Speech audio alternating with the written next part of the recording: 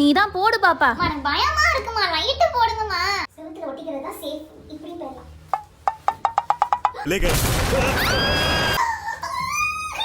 என்ன படிக்கல யாருமே இல்ல.